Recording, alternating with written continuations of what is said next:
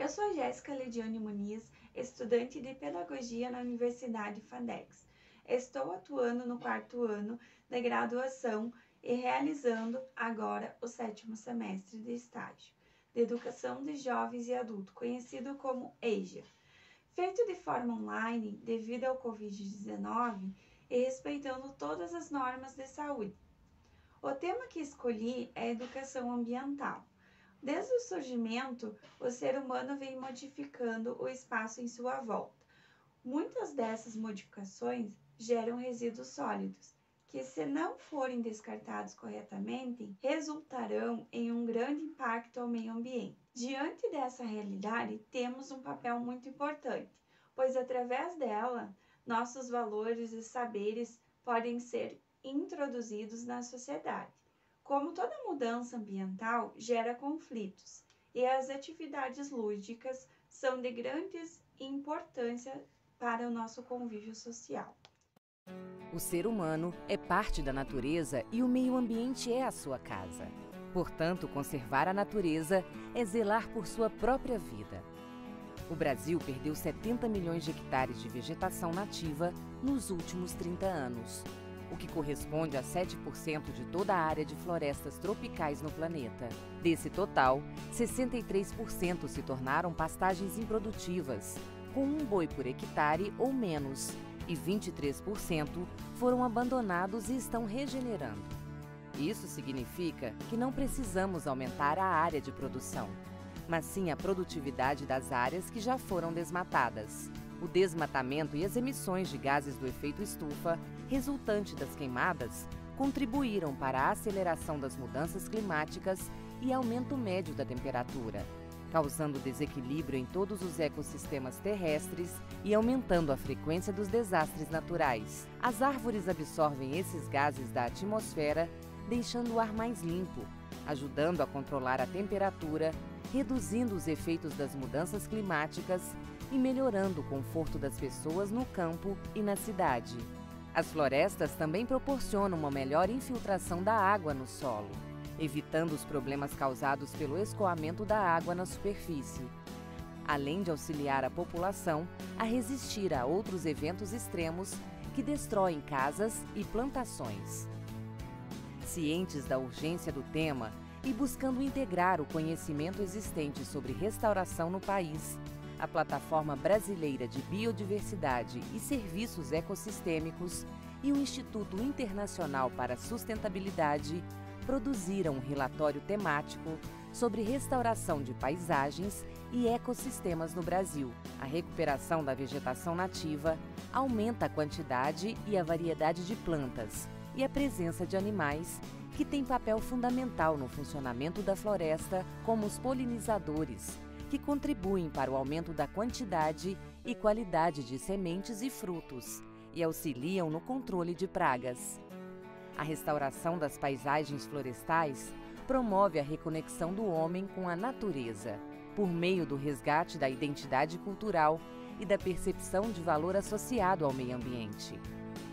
Estima-se que os serviços prestados pela floresta valem R$ 3.500 por hectare de floresta por ano. Há diferentes técnicas para a recuperação da vegetação nativa, como o plantio de mudas e sementes, que traz diversos benefícios para as famílias envolvidas, e o plantio de espécies com fins econômicos, que gera alimento e renda para os produtores. É possível aliar intensificação sustentável agrícola e pecuária nas áreas de maior produtividade, com ocupação com uso econômico alternativo das áreas menos produtivas, e assim conciliar a meta de recuperar a vegetação nativa nas propriedades rurais e expandir a produção agrícola brasileira para alimentar o mundo. É possível aumentar tanto a produção quanto a conservação. Assim, ganha a floresta, ganham as pessoas, ganha o clima, ganha o planeta. Biodiversidade não é problema, é solução. Em um estudo que realizei sobre educação ambiental, encontrei informações sobre o Programa das Nações Unidas para o Meio Ambiente. As Nações Unidas vão sediar o Dia Mundial do Meio Ambiente, Em 2021, o tema desse ano é restauração de ecossistemas, com o intuito de fazer as pazes com o meio ambiente. A ideia das Nações Unidas é, em 9 anos, restaurar o solo das florestas e o ecossistema dos rios e a ar. A diretoria executiva Inger Anders reconheceu a urgência de prevenir e frear as degradações dos ecossistemas em todo o mundo. O governo paquistão planeja restaurar floresta plantando 10 bilhões de árvores ao longo de 5 anos. O Paquistão lançou um fundo de restauração de ecossistema em apoio à solução baseadas na natureza para a mudança climática e visando facilitar a transição para iniciativas ecologicamente residentes e voltadas para a conservação da biodiversidade e ao florestamento. O ano de 2020 foi de acertos de contas. Em 2021, devemos tomar medidas ousadas para passar da crise à cura. O Dia Mundial foi comemorado em todo o mundo, como eventos e atividades, tudo dentro das normas de saúde com relação ao Covid-19. Nessa década, as Nações Unidas têm como objetivo aumentar em grande escala a restauração de ecossistemas destruídos e ou degradados para combater a crise climática, tentando assim evitar a perda de mais de bilhões de espécies e aumentar a segurança alimentar e o abastecimento de água. For the second year running, we mark World Environment Day in the midst of the COVID-19 pandemic. But as we seek to move from crisis to recovery, we must take deliberate steps to improve human health and the health of the natural world. Because we know that many of the challenges we face stem from the degradation of our land, our soils, our water bodies, our forests, and our oceans. On World Environment Day, along with FAO and partners, we're proud to launch the United Nations Decade on Ecosystem Restoration. Our aim? To prevent, to halt, and to reverse the degradation of ecosystems worldwide.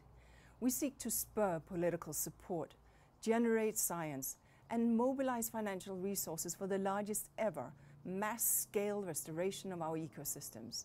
In reviving millions of hectares of terrestrial and aquatic ecosystems, we will profoundly improve human well-being and accelerate progress towards the Sustainable Development Goals. I am so pleased that Pakistan, as a global host of the World Environment Day this year, will lead the global charge to restore ecosystems on which we all depend. So this World Environment Day, let us all join in, because people and nature can heal together. Ainda sobre o assunto da educação ambiental, vamos falar sobre aprendizes de sustentabilidade. A coordenadora geral da educação ambiental, Raquel Tragemer, solicitou que fossem cedidos cadernos para cumprir a função de documentar as políticas públicas da Secretaria de Educação Continuada, Alfabetização e Diversidade do Ministério da Educação. O conteúdo é essencialmente informativo e formativo, sendo direcionado àqueles que precisam compreender as bases históricas conceituais. Procuramos contemplar informações úteis e gestores, professores e profissionais da educação que atuam no sistema de ensino e a parceiros institucionais, tais como o Conselho Nacional de Secretaria de Educação e demais organizações com as quais a MEC interage para consolidar suas ações. Os temas abordados compreendem as questões da diversidade étnicos, raciais, de gênero e diversidade geracionais, regionais e culturais, bem como os direitos humanos e a educação ambiental.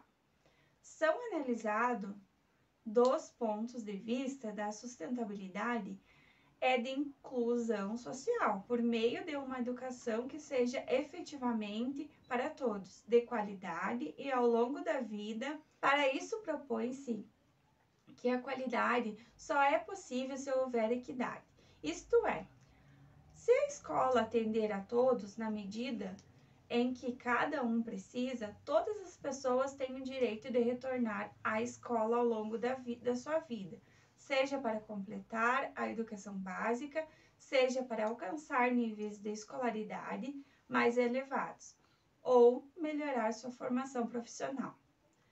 O grau de envolvimento dos movimentos sociais nessa temática é intenso e muitos casos bastante especializados, tendo em vista que o enfrentamento da discriminação, racismo, homofobia, miséria, fome, entre outras formas de violência presentes na sociedade brasileira, foi protagonizado por muito tempo. As políticas e ações relatadas desses cadernos estão em diferentes patamares de desenvolvimento, uma vez que uma dessas agendas já estavam incluídas, pelo menos nos instrumentos normativos relacionados à educação, enquanto outra ainda estava em estágio inicial de discussão e desenvolvimento teórico instrumental. No caso da educação de jovens e adultos, percebemos no cotidiano uma urgente necessidade de transformação para a superação das injustiças ambientais, a desigualdade social, aprovações da natureza, sua própria humanidade. Vemos em uma cultura de risco, com efeitos que muitas vezes escapam à nossa capacidade de percepção, mas aumentam consideravelmente as evidências de que eles podem atingir não só a vida de quem produz, mas também de outras pessoas, espécie e até gerações. Trata-se de uma crise ambiental nunca vista na história e que se deve a excesso de poderes humanos, com seus efeitos colaterais e consequências não antecipadas, que tornam inadequadas as ferramentas éticas herdadas do passado. Para o enfrentamento desse desafio e demandas nas perspectivas de uma ética ambiental, devemos considerar a complexidade e a integração de saberes. Tais preocupações éticas criam condições de legitimação e reconhecimento da educação ambiental. Para além do seu universo específico, ela se propõe a atender aos vários sujeitos que compõem os meios sociais, culturais, raciais, econômicos, que se aproximam e se preocupem com a sustentabilidade socioambiental. Devido às suas características multidimensionais e interdisciplinares, a educação ambiental se aproxima e interage com outras dimensões da educação contemporânea, tais como a educação para os direitos humanos, para a paz, para a saúde, para o desenvolvimento e para a cidadania. Este é o caso experiência social da educação ambiental. Uma das discussões durante o seminário era justamente o fato de que o Brasil tem um amparo legal, tem uma estrutura governamental pronta para isso, mas, no entanto, educar para o meio ambiente está muito longe só de falar da importância da Amazônia, do Pantanal, de trazer isso para os livros, mas sim para o dia a dia das escolas. E a gente enfrenta a dificuldade de infraestrutura dessas próprias instalações escolares. Como é que o Ministério vem lidando com esse problema? Nós trabalhamos desde 2003 com um processo de conferências, de conferências infanto-juvenis, Vamos Cuidar do Brasil, que era a forma que nós tínhamos de um pretexto pedagógico para inserir essa temática que é muito sofisticada atualmente, Ela envolve muitas áreas de saberes tradicionais e de conhecimentos científicos e de dimensões políticas também muito fortes, e sociais. E era a forma de introduzir nas escolas o debate dessa temática. Não é uma disciplina, educação ambiental, o que é muito bom, porque a gente é obrigado a ser muito criativo e conseguir inserir nas escolas de outras maneiras, A conferência foi uma delas e nós acabamos realizando, por demanda internacional, a Conferência Internacional Infanto-Juvenil Vamos Cuidar do Planeta. Então, é uma tecnologia social e educacional que já está em 47 países do mundo, fazendo conferências nas escolas, conferências nacionais e se preparando para a próxima conferência internacional. De alguma forma, incluindo os jovens de forma ativa nessa discussão. Exatamente, empoderando os jovens para participarem como iguais nesse debate, né? Que é um debate da sociedade contemporânea. E também nós temos um outro processo que é muito profundo também, que é na educação integral, inserir as escolas sustentáveis, né? Então, são escolas sustentáveis com uma visão de integralidade da educação, em que você envolve a escola como um espaço educador sustentável e as comunidades participando da construção dessa escola, que é uma referência para a própria comunidade de sustentabilidade. O que são essas escolas sustentáveis? Como elas são diferentes das outras que a gente conhece? Em primeiro lugar, elas estão no âmbito da educação integral, né?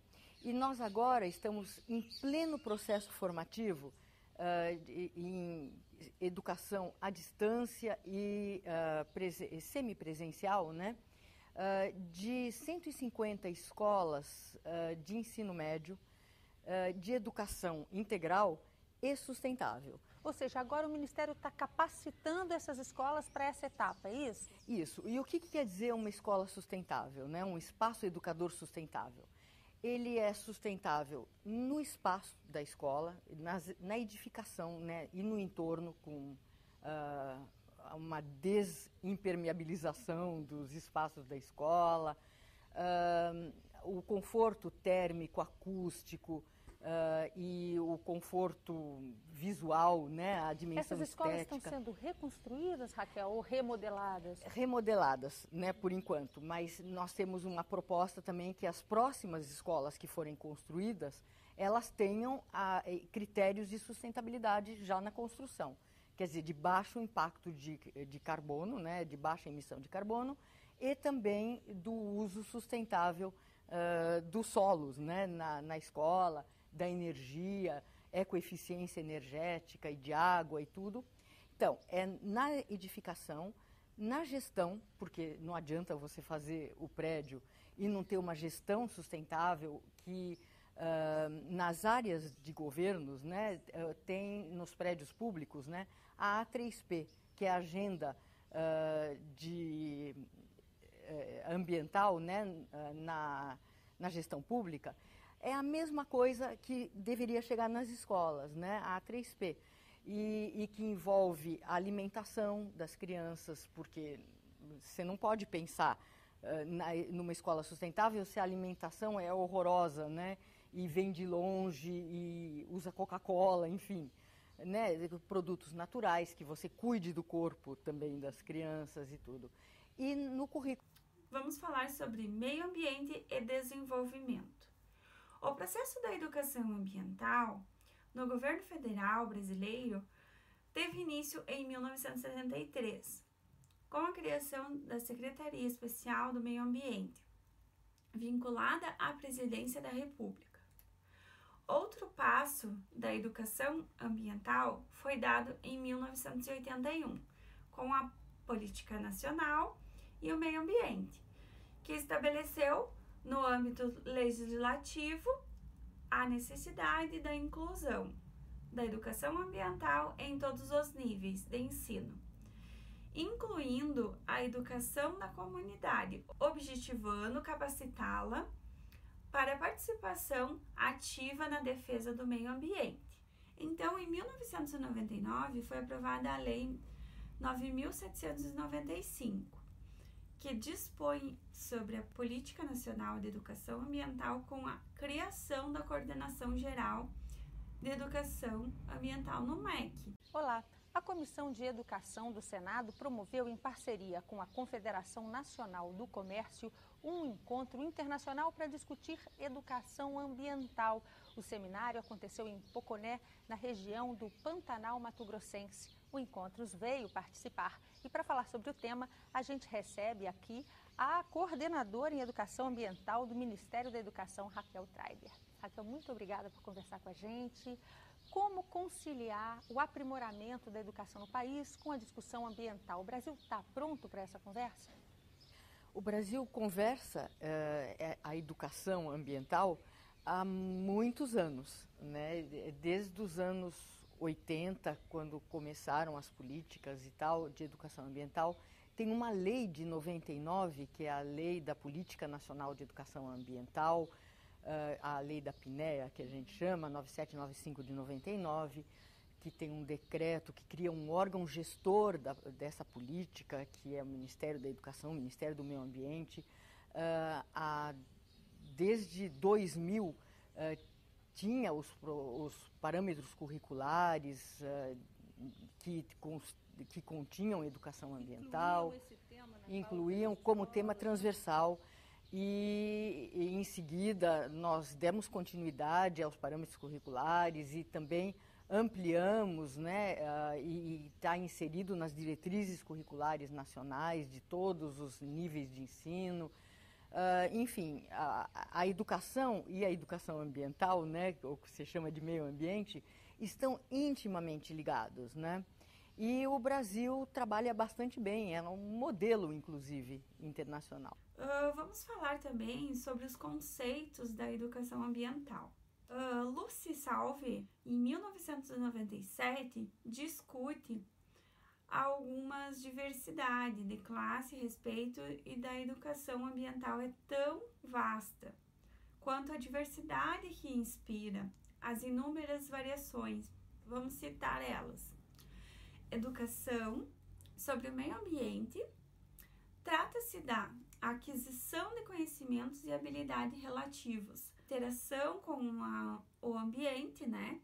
E que está baseada na transmissão de fatos, conteúdos e conceitos, onde o meio ambiente se torna um objetivo de aprendizado.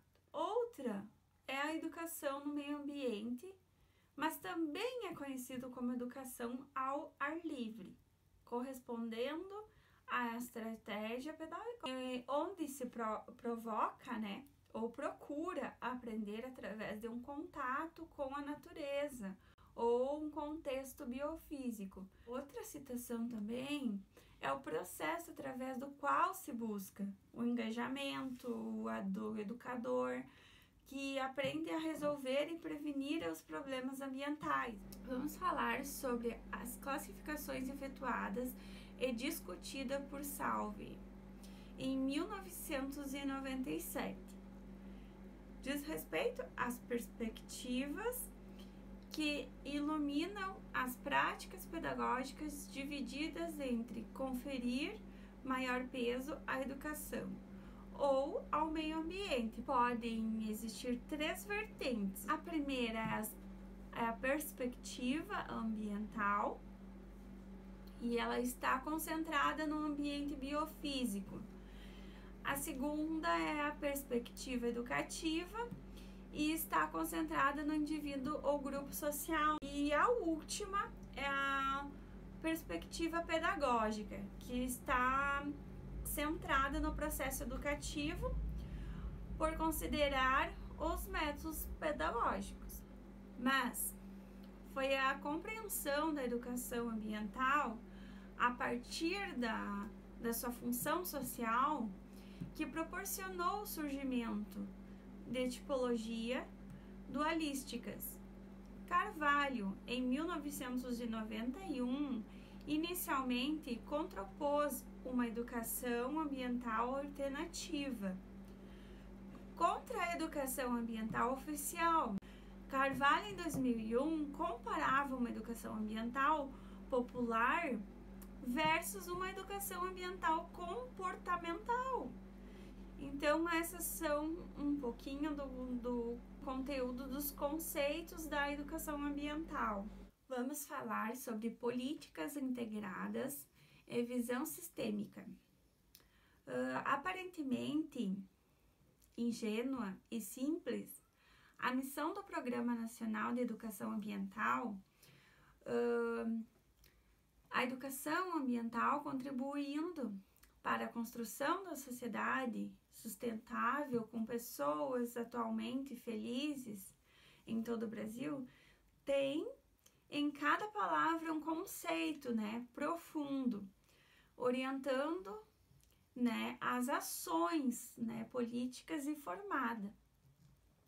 O conceito da sociedade tem como sustentáveis, incluindo uma visão transformadora, apoiada na diversidade e de buscas de soluções, né, para que a construção simultânea e coletiva da sustentabilidade ambiental, social, econômica, política e ética. Vou citar relatos de experiência, né? Esse relato sobre o desenvolvimento, né, de uma ecosfera e um recurso didático para o ensino da educação ambiental e sustentabilidade. Teve responsabilidade o professor Levi Araújo Bezerra, graduando em Ciências Biológicas da Universidade Federal de Pernambuco, Luiz Carlos Alves de Souza, mestre em Educação Agrícola, professor do Instituto Federal de Educação, Ciências e Tecnologias de Pernambuco. O experimento teve como ideia, né, incluir o aluno, né, principalmente, e de ensino médio, ele incluiu a participação, né, de uma construção de uma mini ecossistema, lacrando em um recipiente, né, de acrílico, né. Seria o funcionamento, né, nós vamos ver a imagem aí da ilustrações, né, de como que é esse mini ecossistema, né, e é um recipiente de acrílico. O funcionamento, né, com uma bateria biológica significa o que seria uma bateria biológica, né? É um dispositivo de armazenamento de energia elétrica, né, que é usado em várias aplicações. Cada componente desempenha um papel vital no equilíbrio do mini ecossistema, né? O uso desse recurso didático permite observar os conteúdos de maneira dinâmica. Então, o que acontece? Ele facilita, né, o aprendizado, complementando o que é apresentado nos livros, trazendo a dinâmica das relações ecológicas e ciclos, né, biogeoquímicos, né, e de uma forma que as figuras planas e muitas vezes descoloridas, né, dos livros não podem trazer. Então, o que acontece nesse projeto? Esse projeto foi desenvolvido, né, e aí ele foi trazido para o aluno, né, colocado para o aluno se posicionar no processo que ele terá, né. A ausência de responsabilidade ambiental da sociedade, né, é uma consequência da desinformação, a falta da participação e o envolvimento com os temas relacionados ao meio ambiente. Nesse sentido, a educação ambiental representa um instrumento, né, essencial para superar esse problema, que de grande importância, né, demandando, né, a necessidade de novos conhecimentos. E é um método para o entendimento de um processo, né, e riscos ambientais que surgem em nossa realidade, né. Então, como que funciona a produção, né, da ecosfera?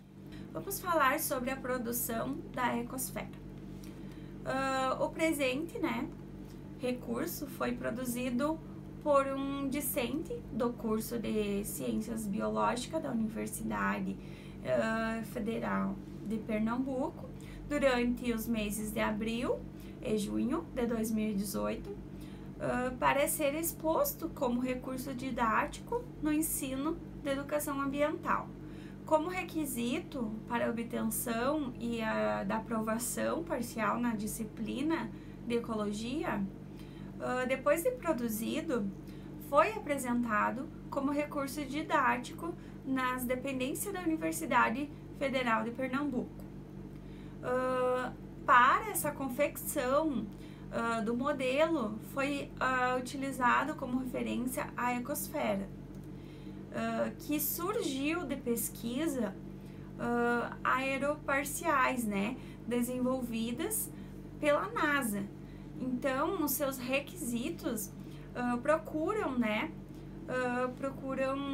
construir um sistema fechado no espaço onde a atmosfera pudesse, né, sobreviver durante longas viagens espaciais e em ambientes autossuficientes que fosse capaz de produzir recursos e manter o ar e a água limpa e reutilizáveis. Como resultado surgiram as ecosferas.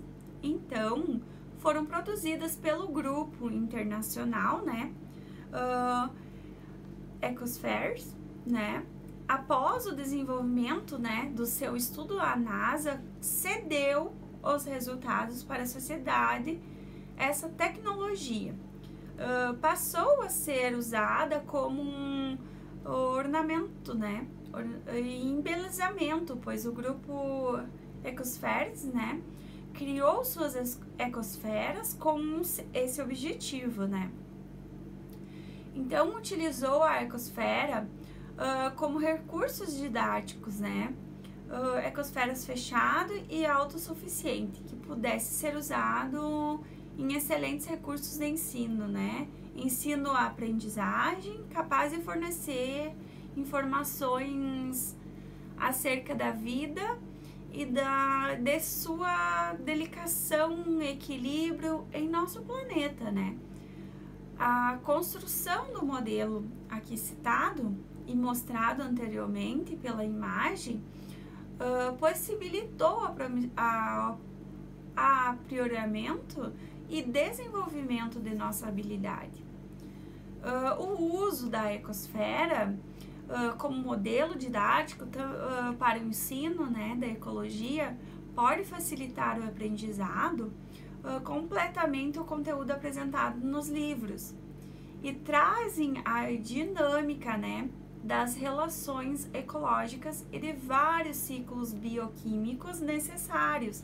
Então, para o ecossistema da vida, de forma que as figuras planas e muitas vezes descoloridas dos livros, né, nós, nos desenvolvimentos de nossos métodos e recursos educacionais, são capazes de estimular nosso estudante e o interesse por a ideia que cultiva, né, o convívio harmônico com o meio ambiente. Bom, galera, os materiais que vocês vão utilizar é bem simples, acredito que você tem aí na sua casa. Você vai precisar de um pote de vidro, né? Ele tem que ser limpo e higienizado, necessariamente tem que ser de vidro, beleza? Os pedriscos de rio, vou mostrar aqui pra vocês, ó. Os pedriscos, beleza? Pode ser pedra de construção também, que você tem aí na sua casa. Também vai precisar de uma terra bem adubada e algumas plantas também para você colocar dentro do seu mini ecossistema. No meu caso aqui eu vou utilizar um musgo, né? Tem que ser plantas que gostam de umidade, não dá para você colocar um cacto, uma suculenta num terrário fechado. A gente vai criar um ambiente úmido. E também eu vou utilizar algumas samambaias, né? Eu peguei aqui algumas mudinhas de samambaia. Beleza? E para deixar o nosso terrário mais bonito, eu também vou colocar essa miniatura do Buda, né? Miniatura do Buda dentro do nosso mini ecossistema. É pra gente deixar um pouco mais charmoso, né? Eu também vou utilizar uma areia branca, né? Uma areia decorativa. Pode ser areia de construção também, se você quiser. Essa aqui é mais pra gente fazer a parte decorativa do terrário. E algumas outras ferramentas que a gente vai utilizar. Uma rolha, né, para você pilar a terra. Aqui eu coloquei ela no aramezinho. Pode ser o cabo de uma chave de fenda também, alguma coisa que dê para você amassar a terra. Um pincel para você conseguir limpar as plantas, né, ajeitar o seu terrário. Né? E uma colher também, essa colher aqui eu uso ela um pouco torta, né? Não vai entortar a colher da sua mãe, pede para ela primeiro. Que ela fica mais fácil para a gente conseguir ajeitar as coisas dentro do terrário, beleza? Sem muita enrolação, bora lá fazer esse terrário. Então, ó, você vai pegar o seu pote já limpo e higienizado, beleza? Você vai colocar um pouquinho de pedra dentro dele.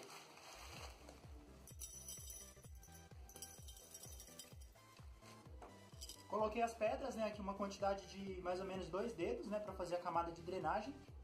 E agora eu vou vir colocar a terra de jardim, beleza? Eu uso essa colher aqui que fica mais fácil para mim estar jogando a terra lá dentro. Não precisa colocar muita terra, pode ser uma camada fina mesmo. Ah, galera, uma coisa que eu esqueci de explicar é que você tem que colocar um pouquinho de carvão também depois das pedras. Você faz a camada de pedra, depois você coloca um pouquinho de carvão e aí você vem com a terra, beleza? Mas aqui no meu caso eu já coloquei um pouco do carvão. Vai utilizar a rolha para você amassar a terra agora, né? Agora a gente vai vir colocando as plantas dentro do terrário, beleza? E aí aquelas plantas que eu indiquei. No meu caso eu vou colocar primeiro a miniatura para mim conseguir ajeitar as plantas ao redor dele, né? Para ficar esteticamente mais bonito, beleza? Então aqui eu vou ajeitar essa miniatura.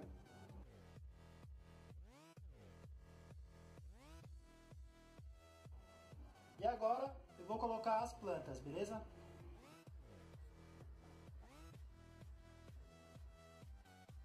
Pode usar o pincel para ajudar a ajeitar.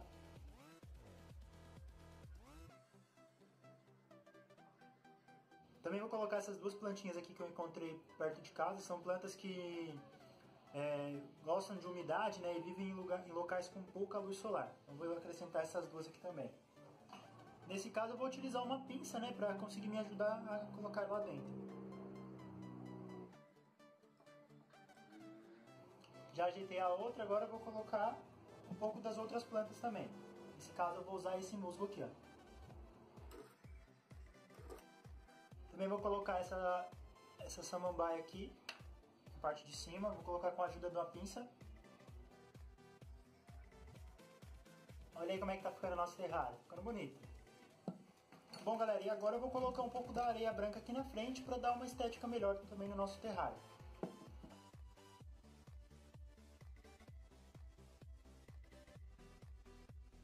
Vou utilizar o pincel para acertar a areia.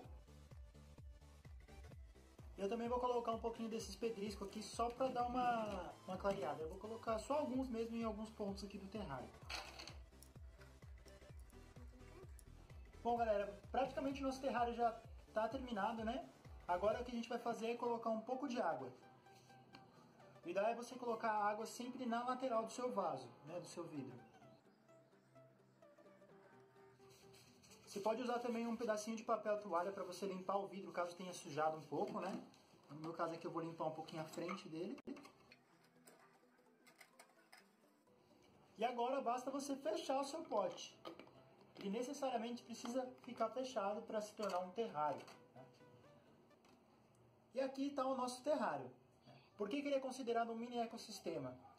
Tudo que está aqui dentro ele é autossustentável, ele não depende praticamente de quase nada que tem fora. Né? Ele tem água, então a água ela vai fazer o ciclo da água ali dentro. Então ela sai do estado líquido, vai para o estado gasoso. Quando ela bate no vidro, o vidro, por ser uma superfície mais fria, ela volta ao estado líquido novamente, ela volta para a terra e volta a regar as plantas. Então a água faz esse ciclo, né? Temos também o ciclo do oxigênio aqui dentro, o ciclo do carbono. A única coisa que esse vaso, né, esse pote precisa para sobreviver é de luz solar, né? É claro que você também não pode deixar num lugar onde bate muito sol. Senão vai virar uma espécie de uma estufa aqui dentro e vai matar todas as plantas. Então, num lugar com pouca luz solar, né, num lugar onde você consiga ler um livro sem precisar acender uma lâmpada, né, dentro da sua casa. Então é bem simples, é bem legal, né, pra gente entender várias ideias em cima desse terrário. Espero que vocês tenham gostado. Vamos falar um pouquinho sobre o assunto, né, a poluição, né? A poluição é um assunto muito importante para a gente relatar e um assunto mundial, né? De acordo com uma pesquisa desenvolvida pela ONG SOS, a Mata Atlântida, o cenário não é nada favorável. Em 21 de setembro de 1999, por decreto federal, o Brasil passou a comemorar, a cada 27 de maio, o Dia Nacional da Mata Atlântica. A data foi escolhida em referência a 27 de maio de 1560, quando o padre jesuíta José de Anchieta assinou a Carta de São Vicente, na qual foi descrita pela primeira vez a biodiversidade da vegetação nas Américas. Inicialmente, a Mata Atlântica ocupava uma área de 1,3 milhão de quilômetros quadrados em 17 estados brasileiros, com sua grande parte localizada ao longo da faixa litorânea do Brasil. Contudo, o povoamento e as atividades humanas na região reduziram consideravelmente o seu tamanho para apenas cerca de 12,4% do seu original, número muito abaixo do mínimo aceitável de 30% para sua preservação. O bioma ainda abriga cerca de 35% das espécies vegetais presentes no território nacional, sendo que algumas delas se encontram sob risco de extinção. Também vivem na Mata Atlântica cerca de 350 espécies de peixes, 850 de aves, 370 de anfíbios, 200 de répteis e 270 de mamíferos. Mais de 145 milhões de brasileiros vivem na área coberta pela mata. Apesar do seu dia, o bioma teve crescimento expressivo de seu desmatamento nos últimos anos. Entre 2019 e 2020, ele cresceu mais de 400% no estado de São Paulo, segundo dados do INPE e da Fundação SOS Mata Atlântica. O desmatamento também se intensificou no mesmo período entre pelo menos 9 dos 17 estados que compõem a mata, sendo eles o Ceará, Alagoas, Rio Grande do Norte, Goiás, Rio de Janeiro, Espírito Santo, Mato Grosso do Sul, Rio Grande do Sul e Santa Catarina. Poluição. A poluição é de grande importância para a educação ambiental, né? A gente vai colocar a imagem para fazer uma observação. Vocês estão observando um nadador com seu oxigênio, né? Pois a gente não tem oxigênio, a gente não consegue ficar embaixo d'água, né? Então a gente precisa do oxigênio. Mas ao lado dele, a gente está observando a outra imagem, que é o peixe, né? O peixe, mas nos chama a atenção, o peixe está com oxigênio. E por que vocês acham que o peixe também está com o uso de oxigênio, sendo que ele vive embaixo, né, da água, né? Então ele já tem o seu próprio oxigênio. Pois bem, ele quer nos mostrar nessa imagem que nós, seres humanos, estamos invadindo, né, o espaço deles também, né? E também ao fundo da imagem, a gente está observando vários lixos, né, que foram jogados, né, ali.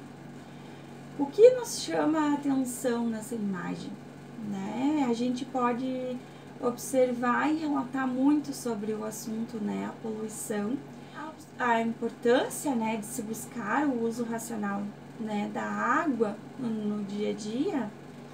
Também é um assunto que devemos falar, que não é só o lixo, né, mas que a água, né, aquele rio que está poluído, é o rio que fornece a água potável para as nossas casas, né?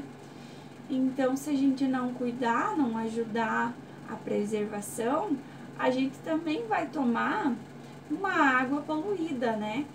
Então vamos falar um pouquinho sobre a preservação dos rios, né?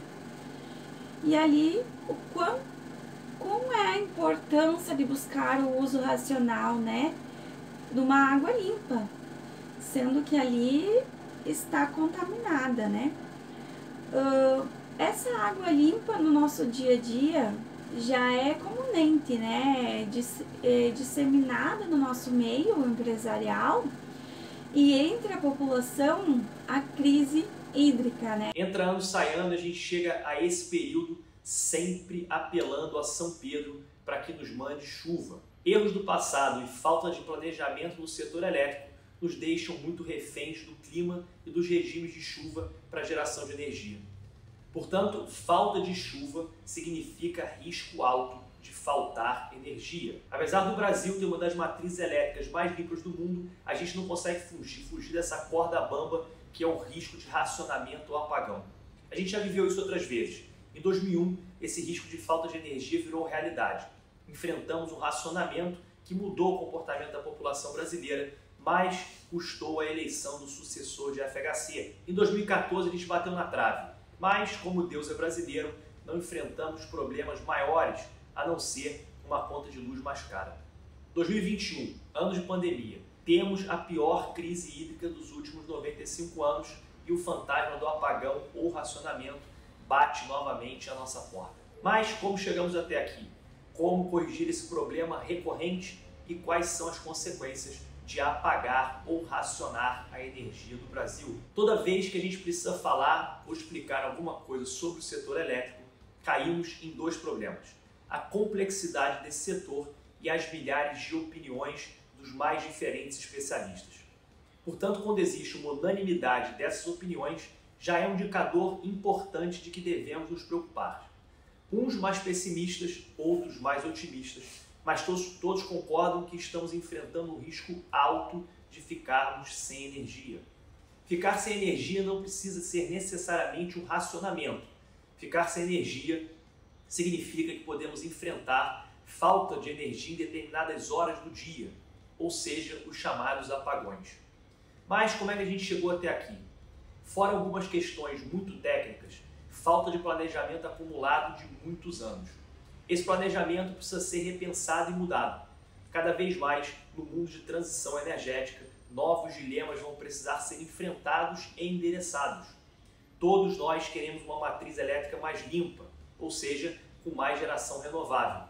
Porém, mais geração renovável significa mais intermitência. Quando não venta, como geramos energia com as torres eólicas? Ou quando não faz sol, como a gente vai gerar energia com as placas solares? Esses questionamentos precisam ser enfrentados nesse planejamento, com maior uso de outras fontes de energia, como o gás natural e até mesmo a energia nuclear. Mas Pedro, quais são as consequências de apagar ou racionar o Brasil? Elas são enormes. Falta de energia significa falta de crescimento econômico. Nesse momento que o país se recupera de uma pandemia, com vacinação e a vida voltando ao normal, corremos sérios riscos de ter o nosso crescimento limitado pela falta de energia elétrica. Outra consequência imediata é a política. Falta de energia elétrica significa crise política na certa. Em 2021, a FHC perdeu a eleição do seu sucessor. Agora, em 2020, não por um problema de racionamento, mas em uma falha numa subestação do estado do Amapá, o estado ficou às escuras. E isso custou a eleição do prefeito, do irmão do então presidente do Senado, Davi Alcolumbre. Portanto, mesmo passando por 2021, sem maiores problemas, 2022, ano de eleição, vai ser com muita emoção. E a história mostra que falta de luz tem um custo político muito alto. Pois bem, vamos falar sobre as latas de lixo, né? O descarte correto. E cada cor vai ter um descarte, né? Então, vamos falar o amarelo, né? Para metais. E o azul para papéis, né? E o vermelho para plásticos e o verde para vidros. Vamos dizer assim que cada um tem o seu significado. Isso é muito importante a gente relatar para o aluno também sobre os descarte correto, né? E tanto o aluno criança como adulto, né? Porque tem vários adultos que não sabem, né, o descarte correto, né? E então a gente vai falar sobre o esgoto doméstico. O esgoto, conhecido também na literatura como efluente ou água residual, ele pode ser sanitário ou industrial. O esgoto sanitário, ele é composto pelo esgoto doméstico, por água de chuva, por água de infiltração e, eventualmente, por algum efluente industrial que é despejado na rede coletora de esgotos. O esgoto industrial, ele é extremamente diverso, pois, dependendo de qual processo utilizado na indústria, ele pode ter composições totalmente diferentes. É importante mencionar que a água de chuva não é esgoto sanitário, mas o esgoto sanitário pode conter uma parcela de água de chuva que entrou na rede coletora de esgotos através de irrigações irregulares, por exemplo, ou até por postos de visita da rede mesmo, em dias de bastante chuva. Do esgoto sanitário, o seu principal componente é o esgoto doméstico. Este esgoto ele tem a sua origem em residências ou qualquer outra edificação que contém instalações de banheiros, lavanderias, cozinhas ou qualquer dispositivo de utilização da água para fins domésticos. E este esgoto ele é constituído por água de banho, urina, fezes, restos de comida, sabão, detergentes e água de lavagem. Então, o esgoto que vai ser tratado na estação, ele possui contaminantes que foram introduzidos através desses componentes. Então, o esgoto que vai chegar na estação, ele é o esgoto sanitário. Então, ele possui em sua grande parcela o esgoto doméstico, constituído por esses componentes que nós citamos aqui, mas também com água de chuva, com água de infiltração e, eventualmente, com algum despejo industrial.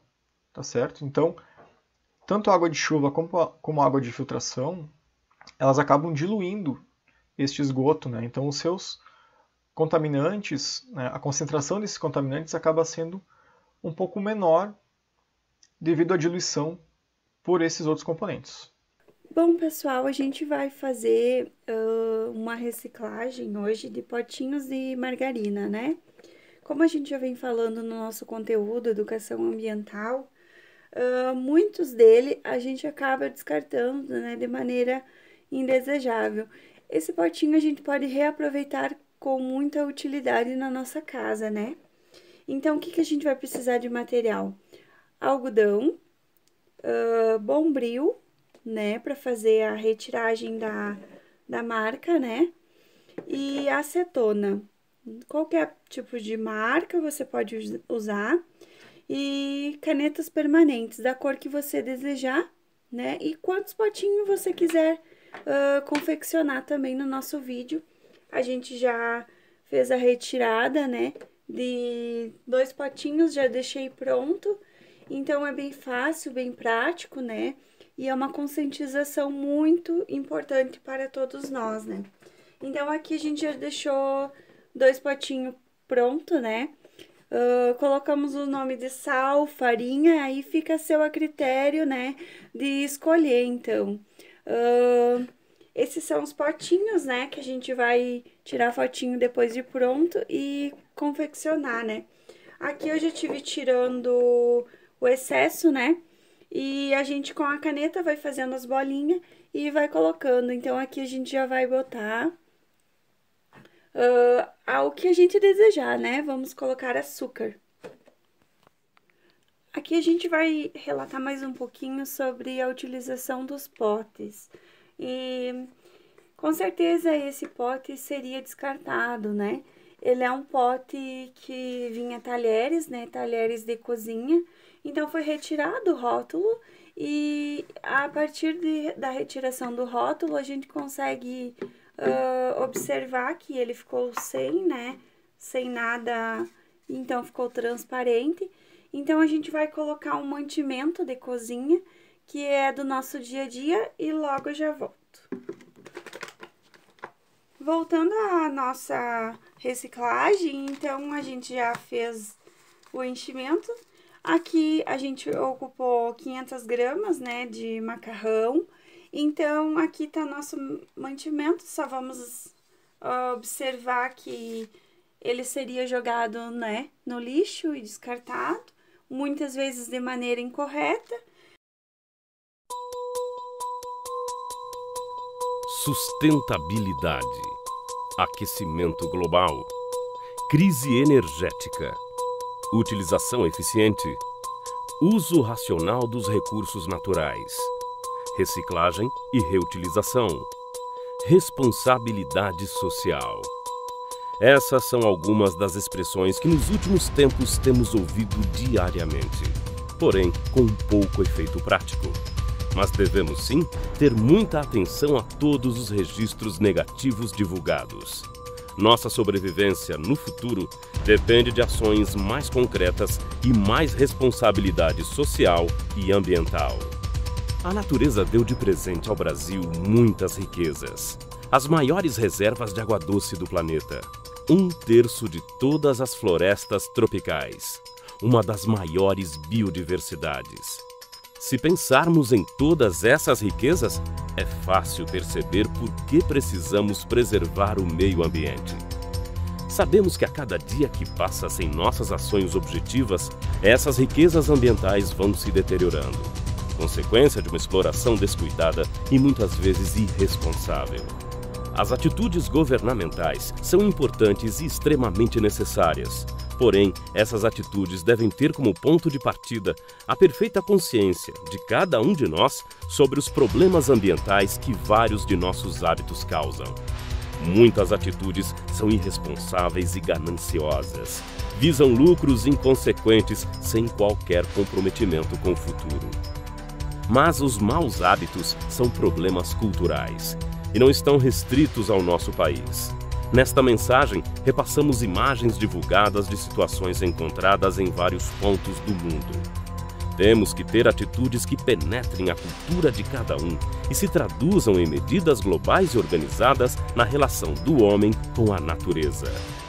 O impacto ambiental é o maior exemplo do desequilíbrio provocado pelo choque da relação do homem com o meio ambiente. A poluição, o uso excessivo dos recursos naturais, a expansão da fronteira agrícola em detrimento dos habitats naturais, a expansão urbana e industrial, tudo isso está levando muitas espécies vegetais e animais à extinção.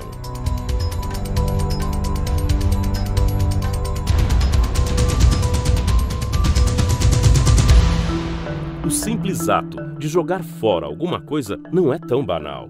Esse ato pode acarretar uma série de consequências maléficas, dependendo da atenção que damos quando jogamos fora. Quando deixamos nosso lixo na porta de casa, inconscientemente assumimos que ali é o fim de tudo. A destinação final dos resíduos em nosso país não é das melhores. Na maioria dos casos, a disposição é feita nos chamados lixões, que nada mais são do que grandes áreas onde se coloca o lixo a céu aberto. Lixões são verdadeiros cânceres urbanos, pois aos poucos vão degradando tudo ao seu redor.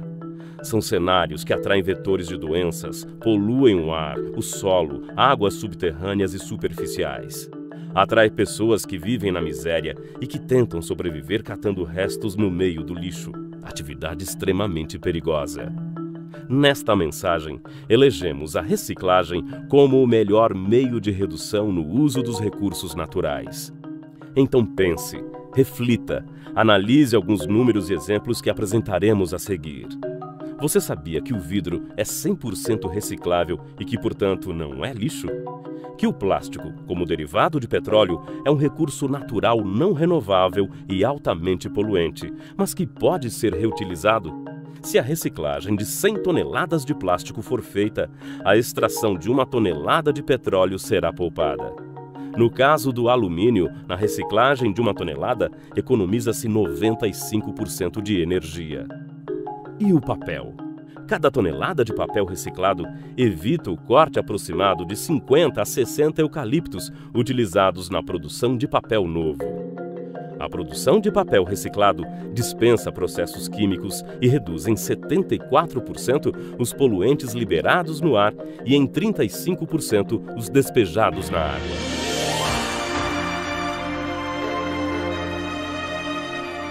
É preciso conhecer o potencial e os limites do nosso planeta e entender que a saúde das populações está diretamente ligada à saúde dos ambientes e à cultura ambiental. Pequenos gestos podem fazer a diferença.